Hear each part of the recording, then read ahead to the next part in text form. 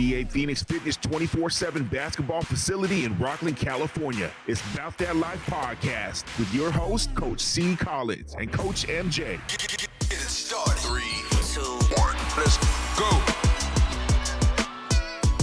Hey, I'm Coach C. Collins, and Mark is usually here with Coach GGT, and we're About That Life podcast where we talk a little bit of AAU basketball and everything in between. The only reason I spoke for Mark is he's caught in a little bit of traffic and he's on his way. But I just told him drive safe, get here, brother. So he's going to hop on at some point in the show. But, you know, at the end of the day, we got to keep this thing rolling. So he'll be here soon enough. Again, if you're here and you've been staying with the show pretty consistent, whether it be on YouTube, Spotify, iTunes, however you've been helping to support the show and just listen and, you know, maybe leave a comment and things like that, I really appreciate it. If you're here and you're probably like most Ghost viewers, you're checking it out and you're not hitting that like button or subscribe button, be greatly appreciated if you do.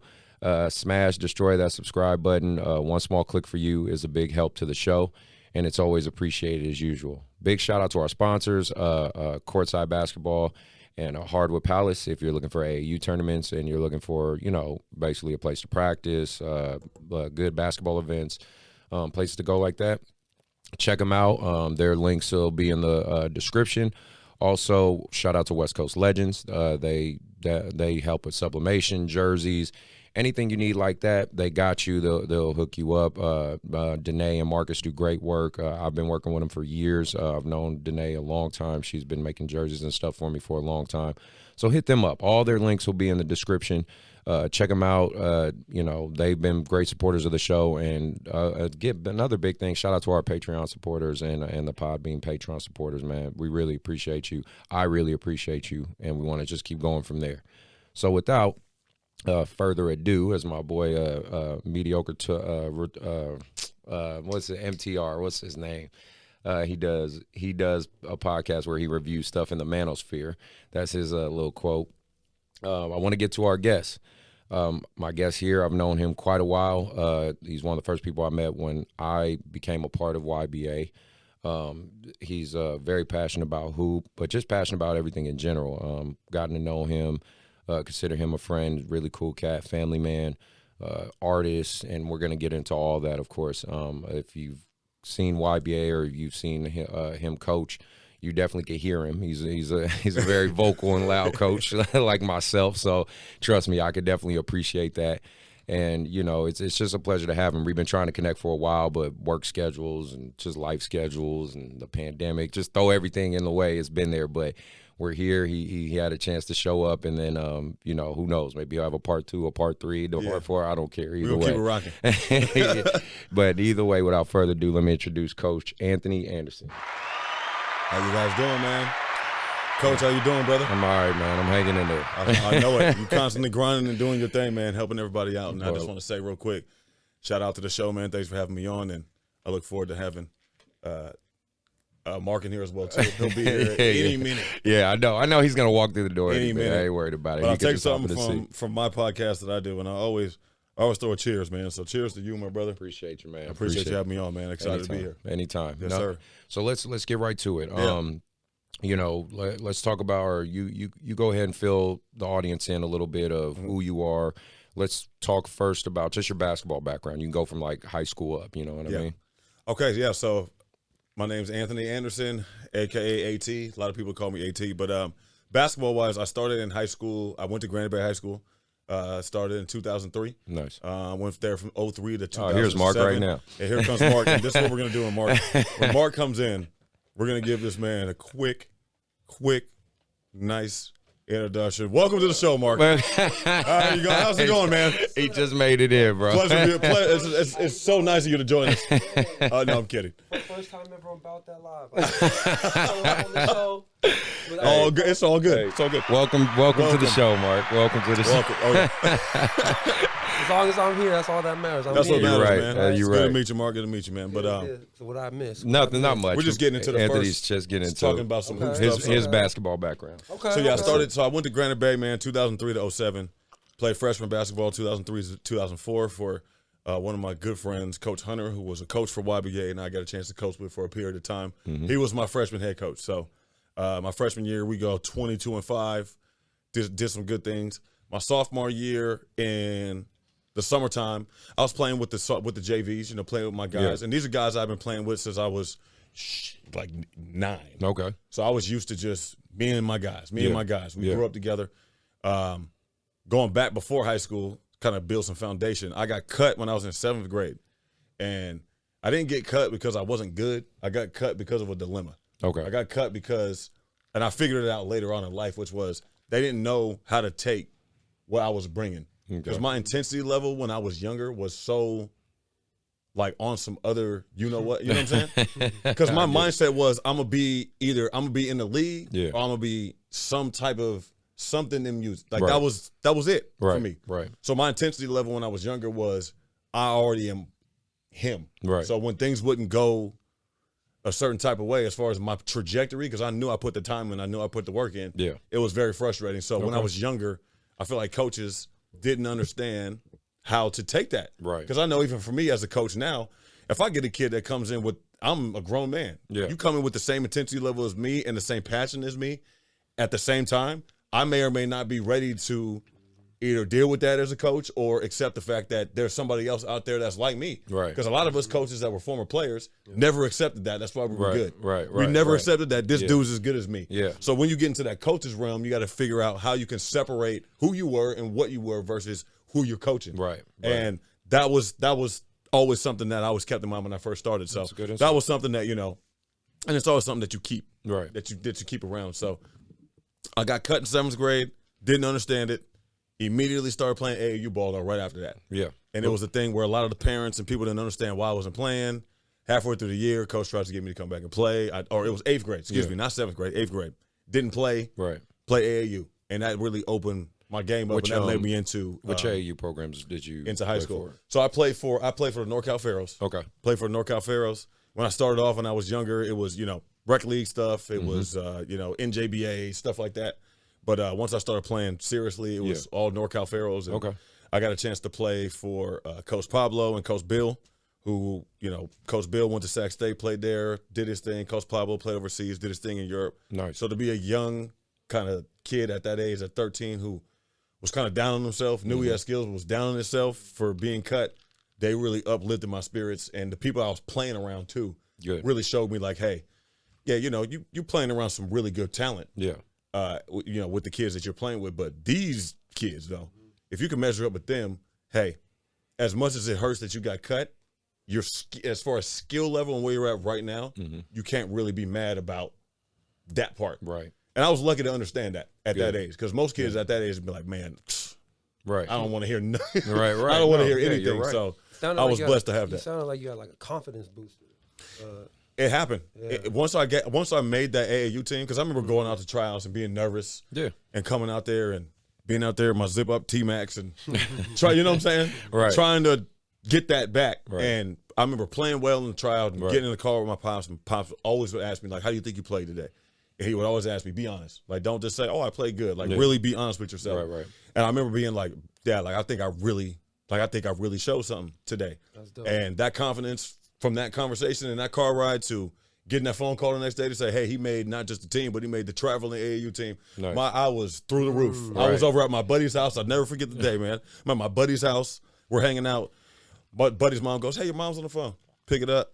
She was like, hey, Dad's got something to tell you. Tells me, hey, son, you made a travel team. You're going to be traveling all over California, Vegas, LA, all that. So I went from being the kid that got cut to, hey, I could play. I could play. So that was definitely, that was crucial. So circle back to your high school. So you're at Granite Bay. You're playing high school ball. I'm assuming you played all 4 years of high school. Yep, played high school ball. What about freshman year, sophomore year? Was playing with the freshmen all the way in the summer, all the way up until a point where Coach Gwen Boggs comes in. Mm-hmm. Becomes a new varsity coach. Yeah, he sees me in a workout in the summer. Comes up to me, never forget it. Comes up to me, goes, "I'm gonna make you a player." And like I didn't know what this. I'm like, who is this dude? 60 years old. Who is this guy? But he ends up being my PE teacher, and he ends up sitting us down and doing the whole camp thing. And if anybody knows Coach Gwen Boggs and what he's done with Triple Threat Camp and what he did at Washington High School in this past, he did it in the late 70s, early 80s, or mid to late 80s, early 90s. He did a lot of great things, and his story is really cool because he's basically a barnyard kid, a kid that came from, hey, I lived in a shack-style home where you can see the dirt. I'm this tall. I was horrendous as an athlete, but he worked his ass off to become a good player and a good shooter and work his way up. So his story was inspirational as a young player where you're like, hey, if this little dude can do it, I'm naturally gifted. I'm 6'4", 6'5". Right. What's my excuse? So I learned a lot from this guy. I started playing for him my sophomore year instead of playing JV ball. Yeah. So I started playing varsity. I'm 15 and a half. So I'm like, okay, you go from that confidence boost in 8th grade, 9th grade to, hey, now you're playing against 17, 18-year-olds. Yeah. You can play, but can you really play? Right. And me being a tall body, thinner bodied, not as physical, more of a finesse player, but had the attitude of like a Kevin Garnett. Thought he was that big. It was a challenge to figure out how you can be effective and still be the guy that you are known to be, because you're not on this team for no reason. So played sophomore year. We missed the playoffs by one game. I played really well in the last game, gave me a lot of confidence. I remember walking out of the gym, and my coach was like, hey, take some time off. You had a great year. And I was like, yeah, I'll be back in the gym Monday. Hey. It's Friday night right now. Right. My friends want to hang out and do all that. We'll do that this weekend. But come Monday morning, I'll be in the gym before class. Good. Period. I love that. It's just what it is. And, we see here, you got Kobe, you got Mike. Those are my guys. Mamba mentality. Those are my guys. Michael Jordan and Kobe. Kobe's on the back of on my phone cover. I mean, just that mentality to say, hey, I don't care if I failed. I don't care if I didn't do what I expected myself to do. I'm going to go get that. Yeah. I don't care what it takes for me to do that. So after that point, I started going to the gym every morning, me and Pops. 5, 6 a.m., go to the gym, work out before class every day. So my thing was, I got an hour and a half on all of y'all before you even come to school. We're going to go to school. You're going to go to school. You're going to BS. You're going to come to practice. It takes everybody in high school 15, 20 minutes to get warmed up. But I already did a whole workout. I got 700 shots in already. Right. I'm already ready to go. So come the first drill, I'm on your ass. I like that. I'm on you. And if you don't like that, and if you're mad at that, then hey, come see me at 5:45 in the morning. Right. Let's get some workouts in. That's good. Let's take a shower at 6:45 and go do these BS, these classes we don't want to do, but we know we put the work in now. Come, let's do that. And that was just my mentality. That's good. That was my mentality all through high school. You have the right mentality. So then let's go to after high school, college. I know, I mean, you're going to say your story, but we were just talking about your years at Jessup and things like that. But go ahead, talk about your college story. Yeah, so college story. So my senior year, we go 23-5. We freaking lose in the first round. We're a 3 seed. We lose in the first round to Grant. Grant's a 14 seed. They come into our house, beat us. We lose.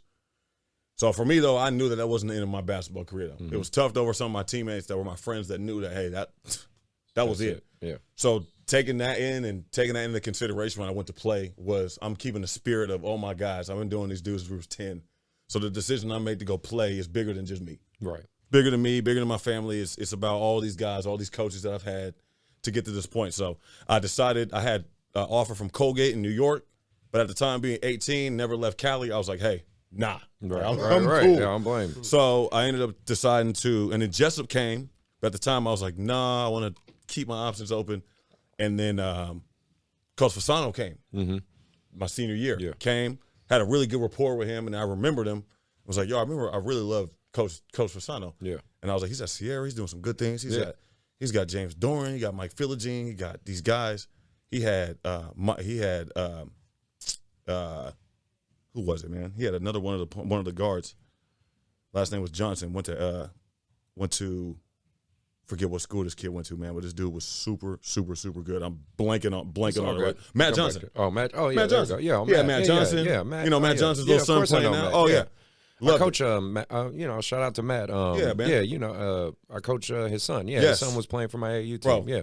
Nice. So I remember Matt had super bounce. And obviously we know Coach Cole, Brandon at the time he was there. So I remember coming in my senior year after we're done and going to a workout with them. And we scrimmaged and did all that. I remember watching Matt Johnson and James Doran, and these dudes are just prolific scorers and shooters.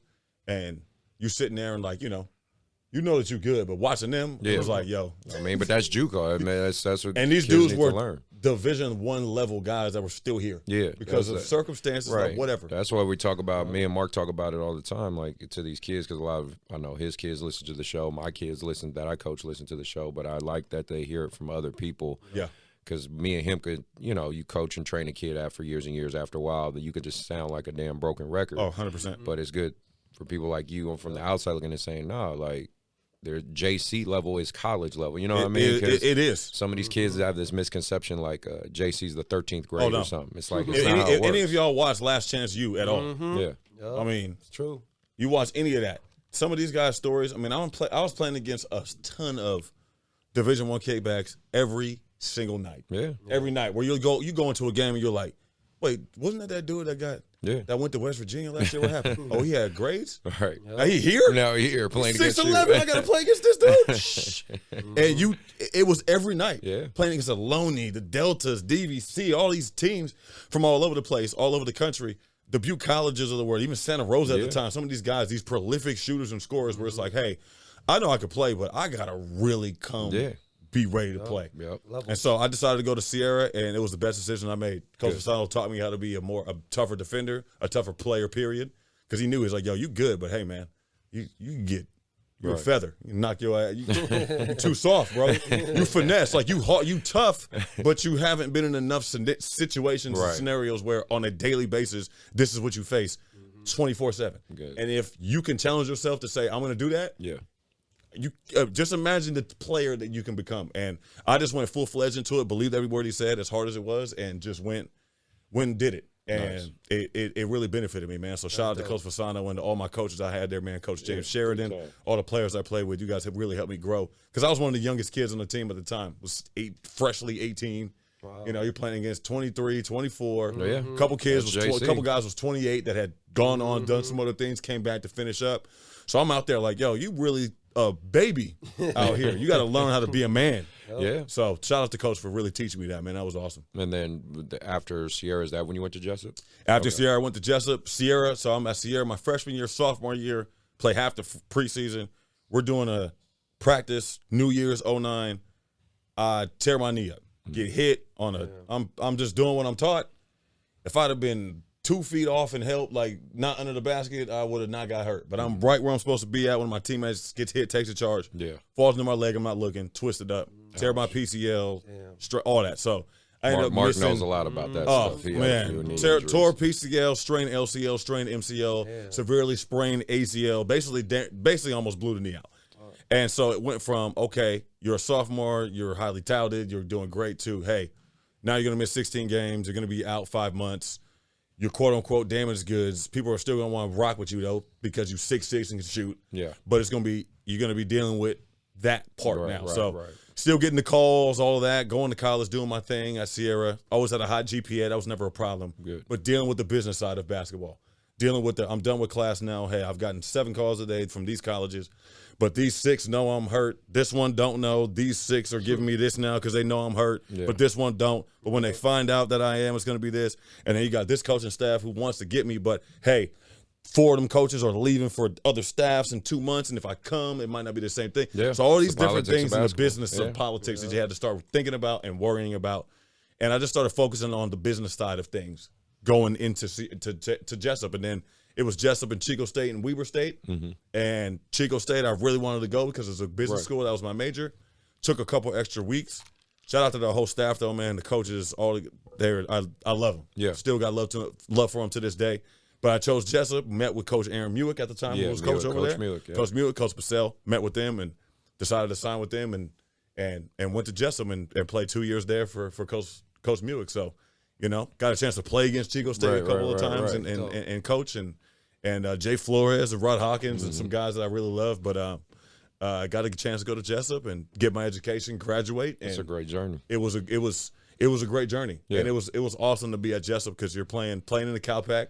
You're again playing against Division I kickbacks. You know, you get a chance to play against Oregon Tech, right, and the winningest coach in college basketball history, not just NCAA but NAIA. Getting a chance to go up there, play in their gym.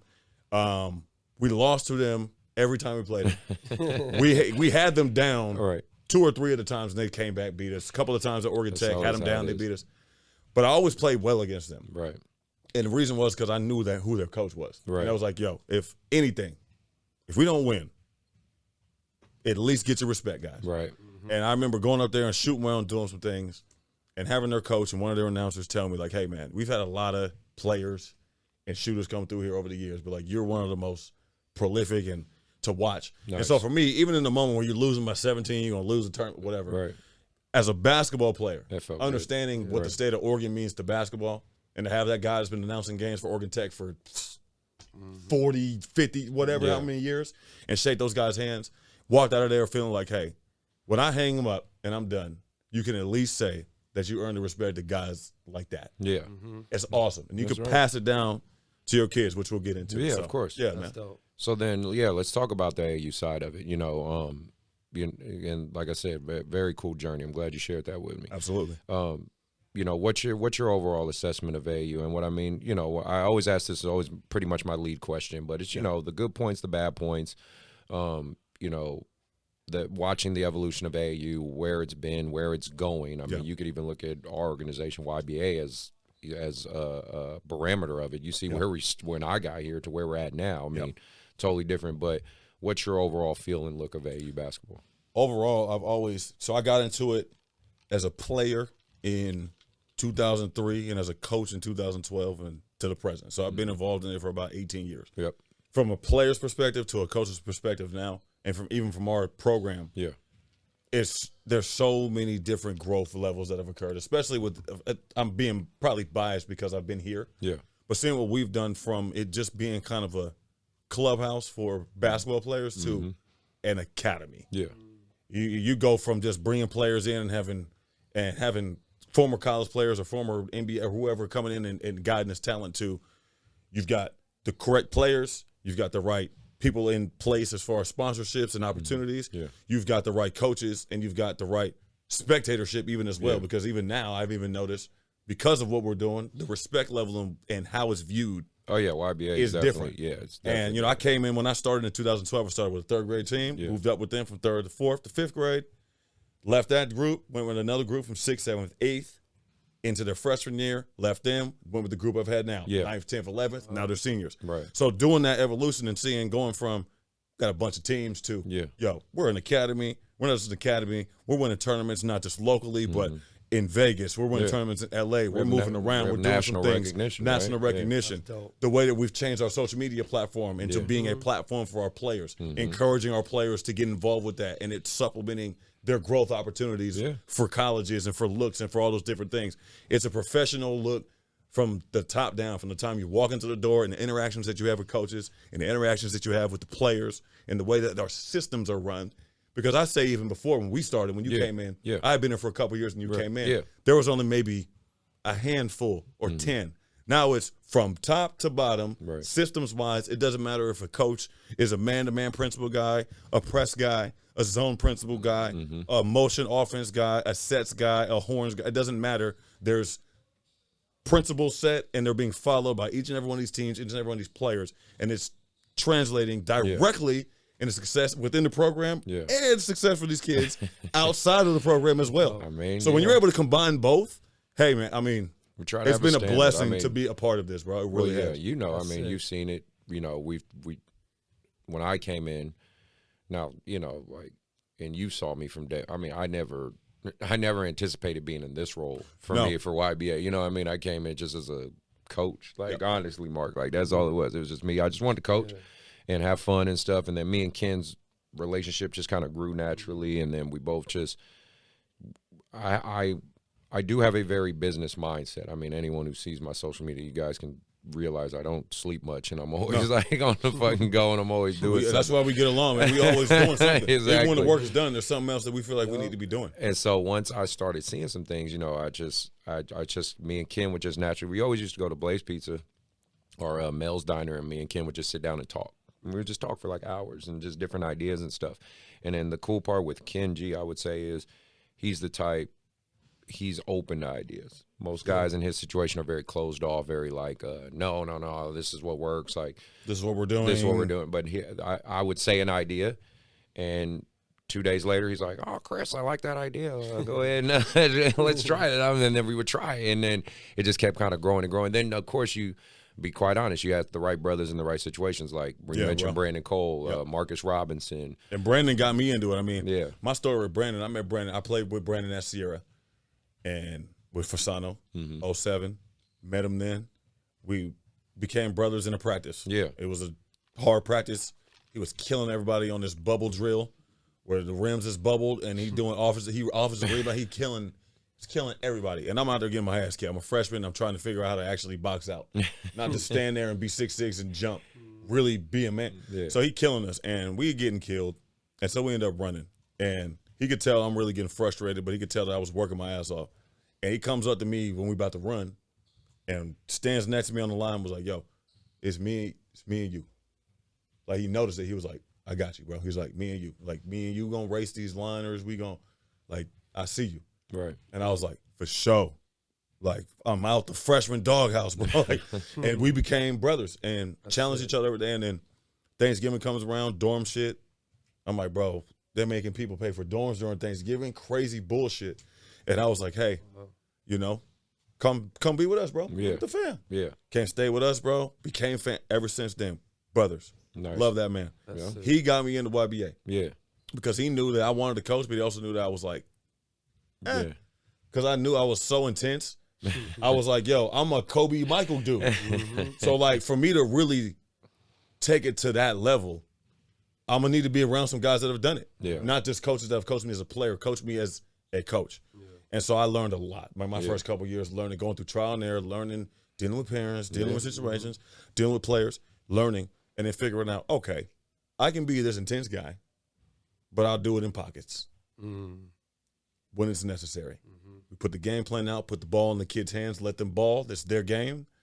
But when they need it, I give it to them versus it being from tip to end or from the beginning, first whistle to the last whistle in practice, compartmentalizing that energy. Once I made that choice, that's when things started getting better. So you mentioned parents, so do you think that's the because we talk about this on the show all the time, but do you think that's the biggest, could be either the biggest positive or negative when it comes to AAU basketball? Is 100%. And I'll say from my own experience, being young, because I was 23. So, but in the game, I was, you know, a veteran in my mindset. But as a young man, dealing with other people's kids, all that, it was different. So you had to understand, and I'm over here at the same time, we'll tie the music thing in too. Yeah. Doing my music, full-time musician, full-time, all that, balancing that with a social life, coming to games, being there for these kids, so trying to figure out all of that. And so, you know, there was times where I slipped up and made mistakes and made errors where I overbooked or overdid whatever. But I really started to learn early on, especially after my first year, how to balance all that stuff. And so once I got through that first group and learned from that, and I feel like every coach has had those moments with all their parents where there's like a whole meeting where everyone's like, you always gonna have, you're gonna have a meeting. And that for me was humbling, because it wasn't even upsetting. Yeah, it was more so humbling, where it was like, hey, there's a bunch of guys that parents, they care about their kids. You care about them. Learn from this. Learn from your positives, your negatives, and move forward. And that next group I got from there, I learned from that and got even better, and was able to kind of double back with my original group and say, hey, these are things I messed up on. This is what I'm doing better with now. You're still my guys. If you ever need help, whatever, we keep doing that. So you keep growing as a coach. It's not just pushing the kids to be better players. You have to say, hey, as a coach, when you come over tonight, how effective was I tonight? Yeah. You know, if we were doing a lot of running, how much of that was on them? Right. Did I have them ready? What am I doing? So, and then communicating that. You know, I always communicate to my boys. I'm the most transparent, like ever. Like, I'll be on it, but then I'll be like, hey guys, I wasn't very good in the second half last week. I wasn't very good. I gave you guys too much freedom to do, and I could tell y'all needed more from me. So I'm gonna be better about giving more structure. Well, that's big as a coach, because it's huge. A lot of coaches don't say that. They don't say that. So when your players see you say that, they're like, oh, my coach is holding himself accountable too. If he asks me to do something, I'm gonna do it. Because if he messes up, he's probably the hardest person on himself more than anybody else. They got to know that. So that's good. Yeah, man. Well, I want to talk about your music now, because, you know, with sports and, like you said, your passion, it seems to reflect in how you approach your music, because that's, like you said, your second passion, right? You know, your journey, you know, you could speak some on your journey as an artist and how you've applied speak on your journey as an artist, but also how you've applied this same work ethic you had in sports to that journey. Oh, yeah. Sports and music go hand in hand. I mean, I remember when I started doing music really when I was a kid, writing, doing all that. But I was in a band when I was a kid, from the time I was in 5th grade to 8th grade. So I did 4 years in band. I played trumpet, played tuba, learned how to read music notes, all that. got in the 8th grade, finished up, and then started doing my thing with hoop and all that. But I always took that knowledge because I knew as a writer and kind of musician at heart, it was like, yo, I want to keep these skills honed when it's time, it's time. And so I always kept the notebooks, writing songs, doing all that, little mixtapes, rapping on the phone, doing all that type of stuff, staying fresh. And then an opportunity came, 2010, opportunity comes up. The summer 2010, one of my good friends from when I was in elementary school, running to him at like a 4th of July party. Running to him, one of the other guys I went to high school with who I wasn't like super close friends with, but I knew him because I knew he was always with my guy. Yeah. And so we ran into each other, started talking, and he was like, hey, man, we just started doing the music. Like, we've been trying to get into it. We're into it now. Like, yo, we've heard that you've been doing some stuff, that you've been trying to find a space. Like, yo, let's do something. Yeah.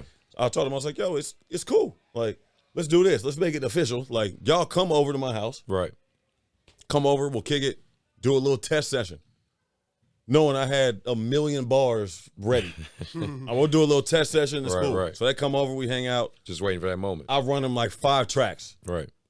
My boy was like, yo, it's good. Like, come over. So the next week I came over.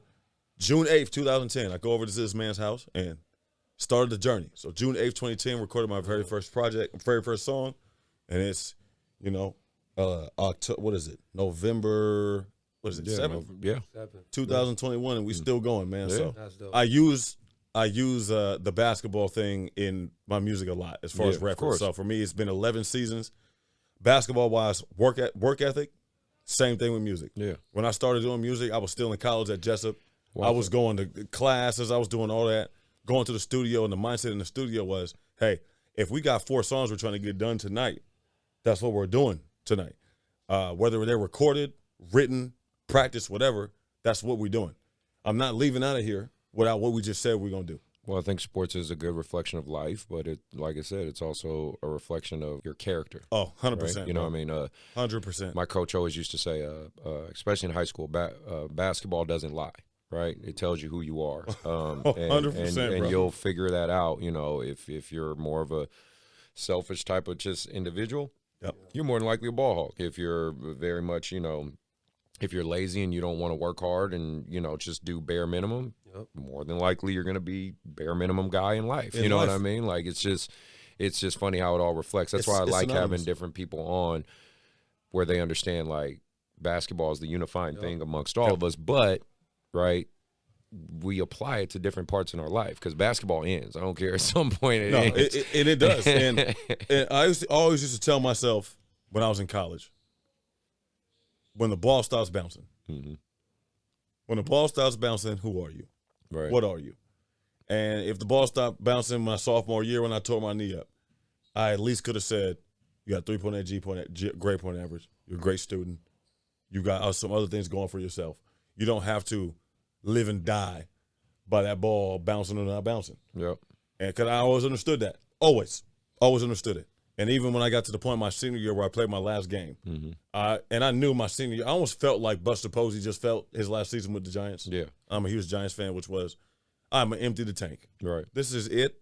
I'm going to empty the tank. My senior year at Jessup, I knew I'm so dedicated to this music and I have such an affection that even if somebody offered me an overseas contract, as much as I've been working for it for 20 years, right, I'm about to empty the tank. Okay. So every practice, every line drill, when stuff was super hard, I would always tell myself, like, smile about it. Because you're going to look back one day and be like, man, I wish I was still doing this.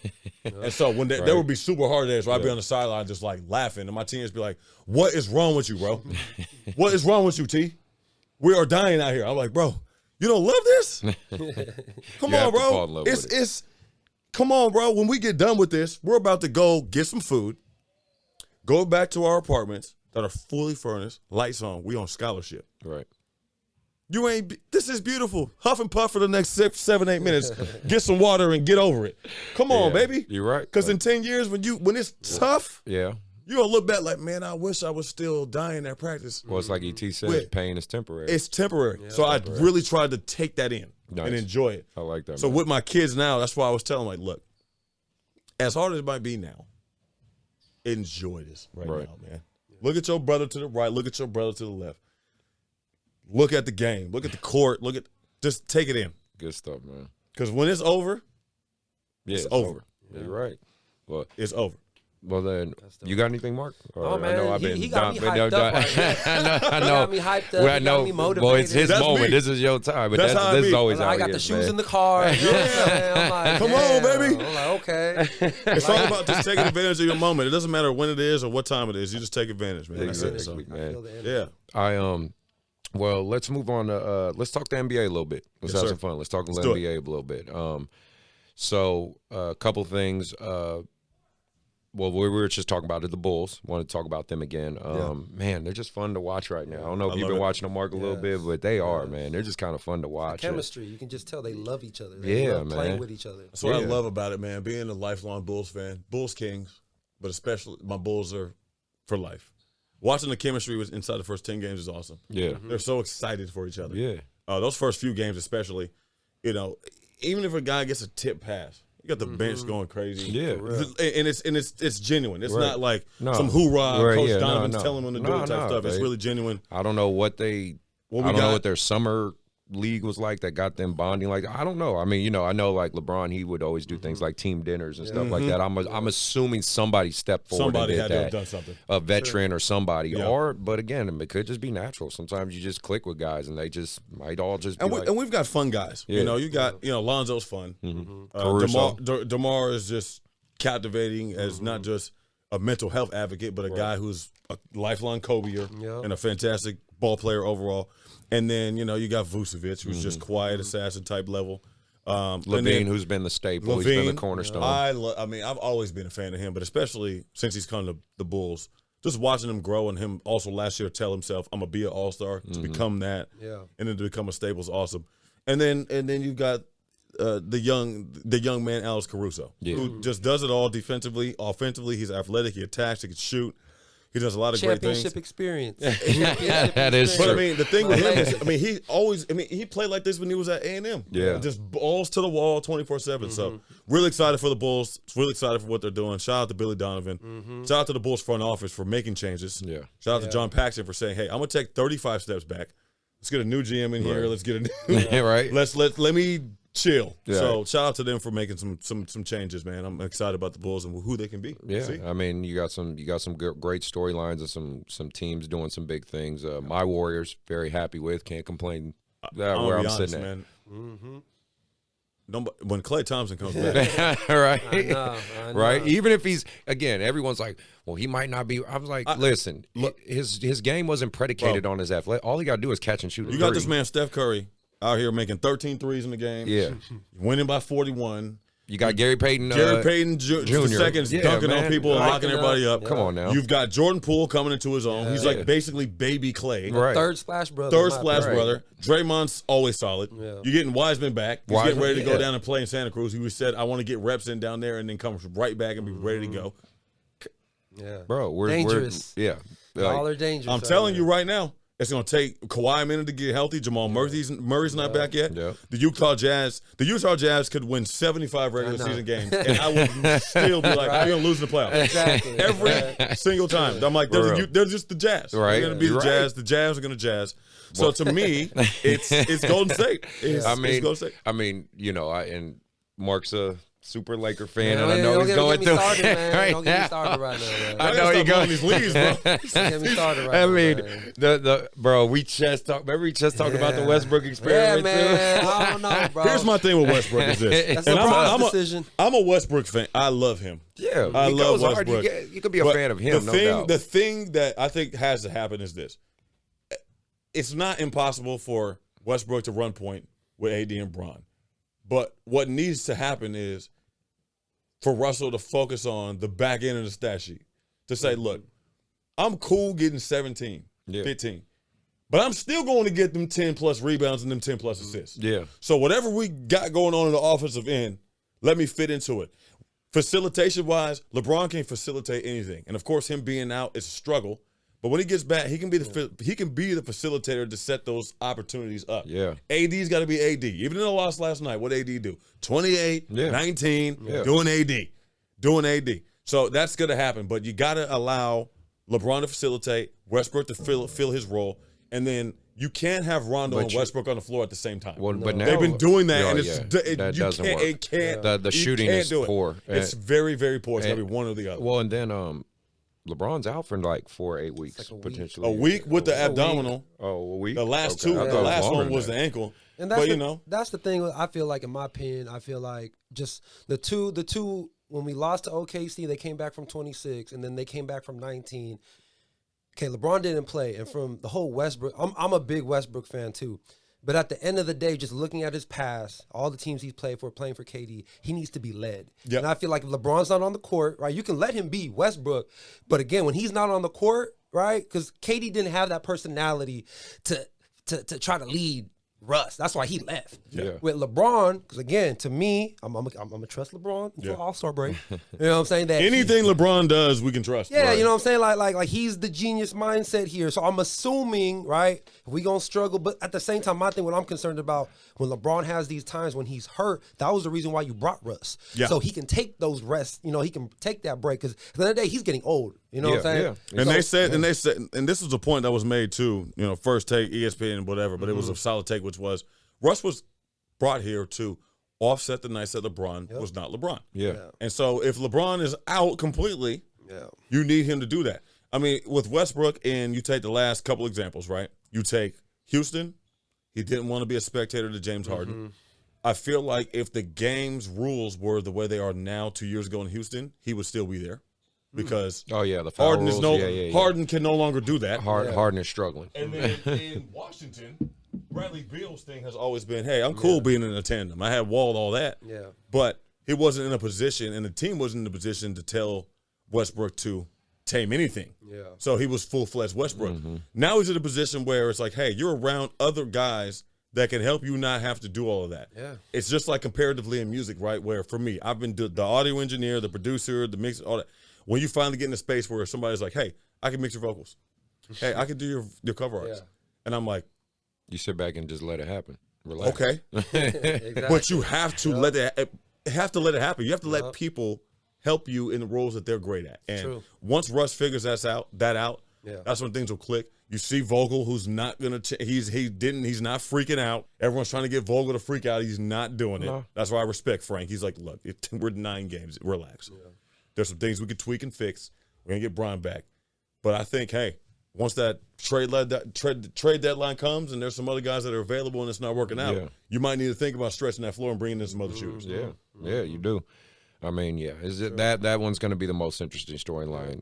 The last thing I want to bring up, and this is more just a reflection for some of you young guys to learn from these mistakes, and it's just because DJ Academics talked to her recently, and I looked up on that the PJ Brittany Washington, the Brittany Renner, PJ Jesus Washington Christ. storyline, like. Just absolute shit show.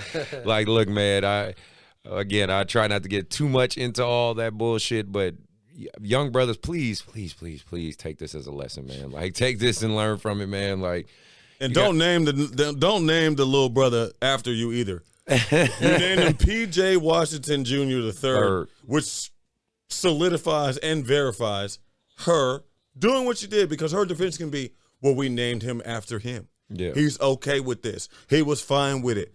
All of that. And on top of that, you're getting reports from people that are saying that PJ Washington, even though he's averaging about 7 minutes a game right now for the Charlotte Hornets, is absolutely eating up the fact that he's a media topic. Yeah. So I think the person that needs to talk to him right now plays currently for our Sacramento Kings. His name is Tristan Thompson. He's to sit this man down and say, listen to me. you don't want these problems, brother. You don't want these problems. I went from winning an NBA championship to playing 12 minutes a game and being ousted.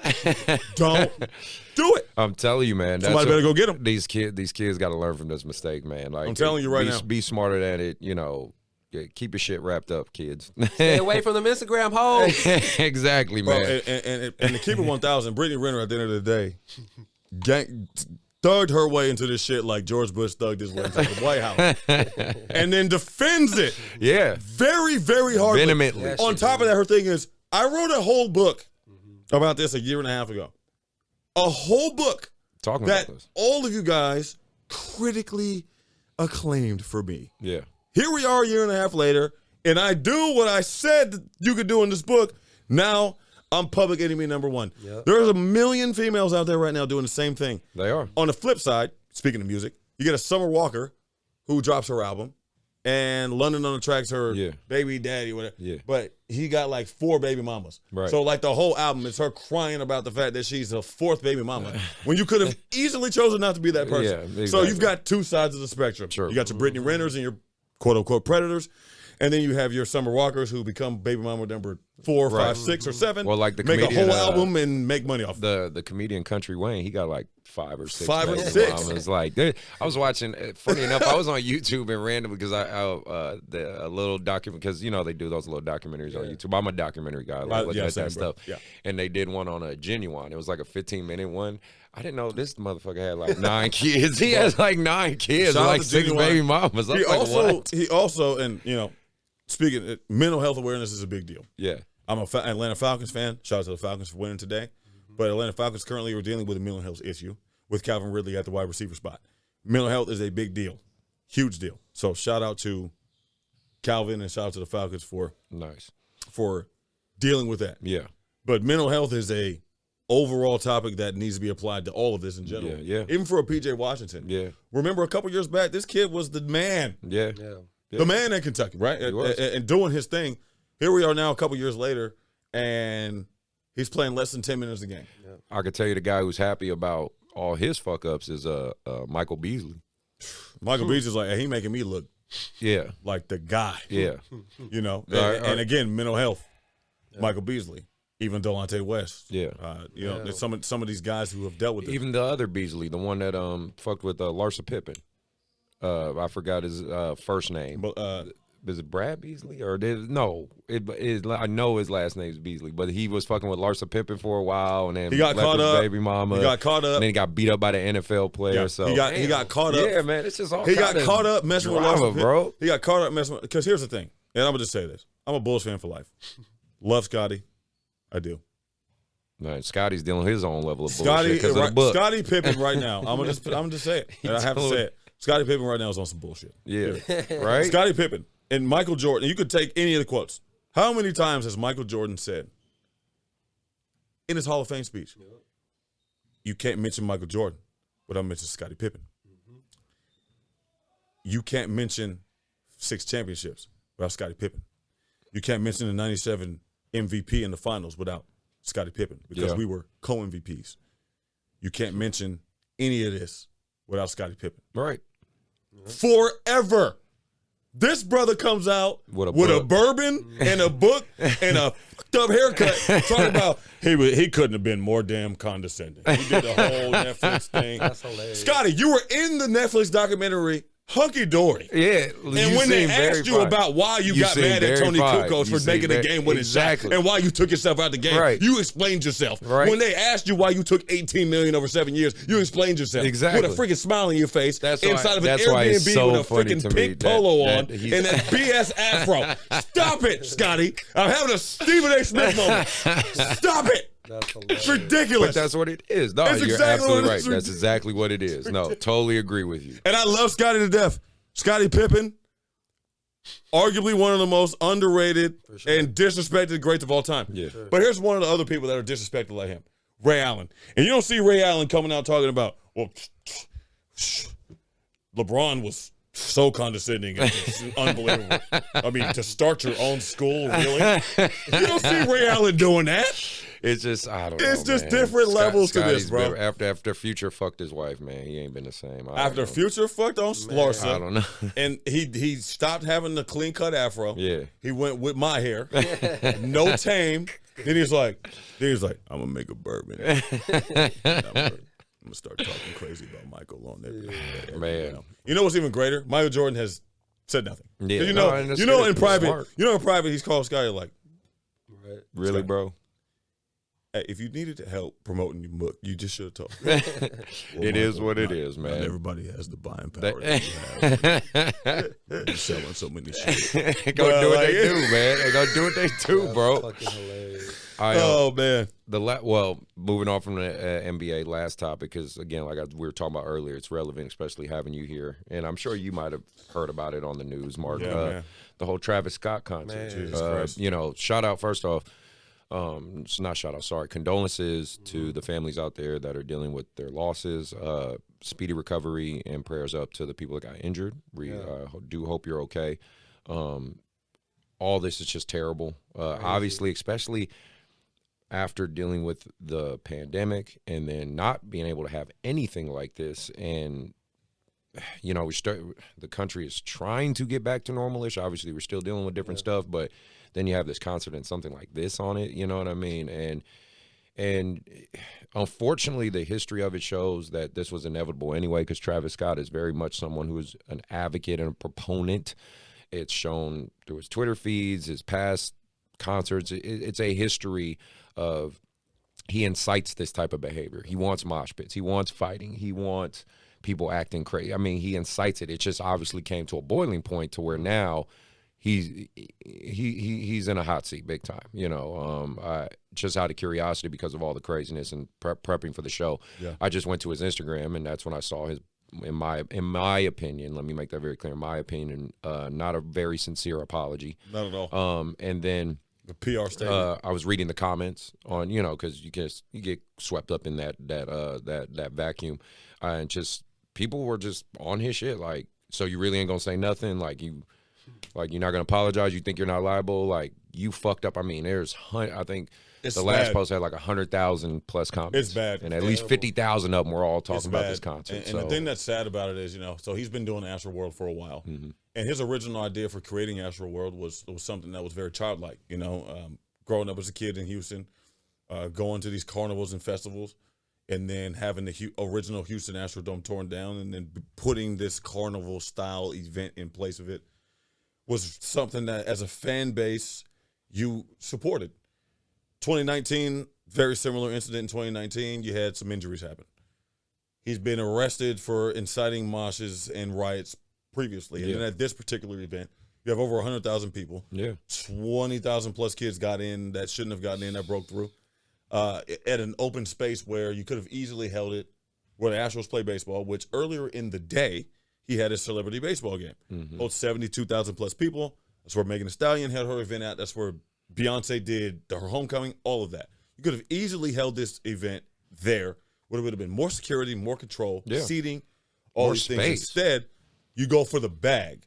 And not just that, you start to show off with demonic images, fire and Phoenix flames everywhere. On top of that, you deleted the tweet of the dystophia, or whatever the word is. If I'm saying it wrong, I apologize. But that word essentially is a satanic style practice where you put the people that are involved under some style of trance, and whatever you say, they follow, and whatever happens, it's a riot style thing. So he was basically saying the inception is going to occur. On top of that, when you look at the stage and you look at some of the writing on the stage and some of the stage settings, there was things that were talking about end of the road, this, that, very demonic death style things. So for you to put that energy in the air and for 8 people to die, not only that, there's multiple videos of you performing while people are pleading for their lives. I Kids saw one running up on the cameraman telling him to stop. Telling him, please on the stop, left side, he's basically singing after he acknowledges somebody being passed out, basically singing to this kid's morgue. There is something super demonic and satanic about what happened, and we've been talking about it for a long time. As an artist and as a hip hop person, and as somebody who has always wanted to be around this, there's been a lot of these things that have occurred that have turned me off from wanting to be around it. Because you could be super talented all day, but the second you step into that realm, you're exposing yourself to something that's totally different than anything you've ever been around before. And I've seen it. And I've avoided it, and I've tried to stay away from it. I do like that other artists have been coming out. I saw videos showing they've literally showed how they have calmed crowds down. Oh yeah, like they're showing and multiple like videos. They showed the Playboy Cardi. You know, it with the Vamps with like Playboy Cardi. They would literally stop. They would say, "Hey, stop!"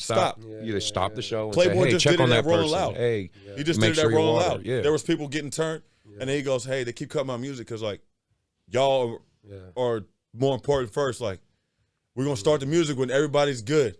How's everybody doing? Y'all all right?" And then they're check for like 4 minutes. Jaden Smith, same thing. Last couple years ago, Rolling Loud. He on stage, 10, 15 kids start a mosh. He on the right side. He see it. He goes, hey, hold on. There's a kid on the ground There's a kid on his back right here, guys. Let's get him. So there's a variety of examples. And in that particular situation, for him to acknowledge it and not just say, stop. That's terrible. And for me as an artist and as a performer, I've been on stage in front of multiple thousands of people before. If I ever have seen this, there's been multiple instances where we've had to stop shows. A couple of times there's been shows, Boardwalk, Ace of Spades, people getting fights while we're performing. Security coming through. We still performing, but then we see it and we back down. DJ, hold up. What's going? Yo, we addressing this situation right now. And get them out, whatever, cool. We'll keep it going after that. But to perform and care about your dollar bills over the humanity of the people that are putting money in your effing pocket anyways, evil, is sick. Yeah. It's sick. And before he went into Astro World, he was Travis Scott.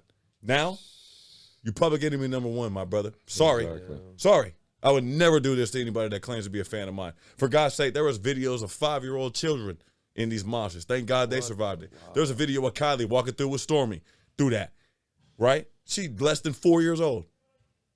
Anybody could have passed away. So my condolences to the families that lost their children, to the families that are dealing with injuries and all those different things.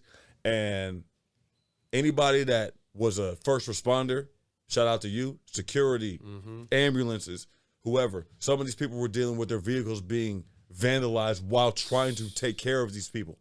Shout out to those folks. Those are the ones that really deserve praise. And if I was Travis Scott, any money that you made from that, you should be donating directly to these families and to the first responders. It's a great idea. Well, with that being said, I'm not trying to close it on a grim note, but that's something that needed to be addressed. Absolutely. And I felt AT here was more than relevant to talk about it because you know that feel. Thanks for coming in, bro. Appreciate you, man. Thanks for having me on, like man. I said, definitely have a part 2, part 3, all that good stuff. Make sure Mark can be here for the whole show, man. Well, like I said, man, he got me hyped. I love his energy. I appreciate y'all having me on, man. I've got my own podcast as well, Double Double and Tea Time. We'll definitely have to have you fellas Absolutely. on, man. All the links to AT stuff, I'm going to get all your links. They'll be in his description. His Instagram, his social media, his podcast, his music links, all that stuff. Please check him out. Support this brother. He's really doing good stuff. I've known him a long time. He helps out the youth. He helps the coaches. He's just a good man. Just a good man all around, man. And I'm glad you can be on the show. Absolutely. Shout out to the About That Life podcast, man. AT, Coach Chris, your boy Mark. Appreciate y'all, boy. Yes, sir. Mark, you got anything left? No, man. Like I said, man, it was great meeting you. We definitely got to do this again. Oh, 100%. All right, bro. And 100%. we are out. We are out. Have a good night, y'all. Yes, sir. That's how we do it. Get down.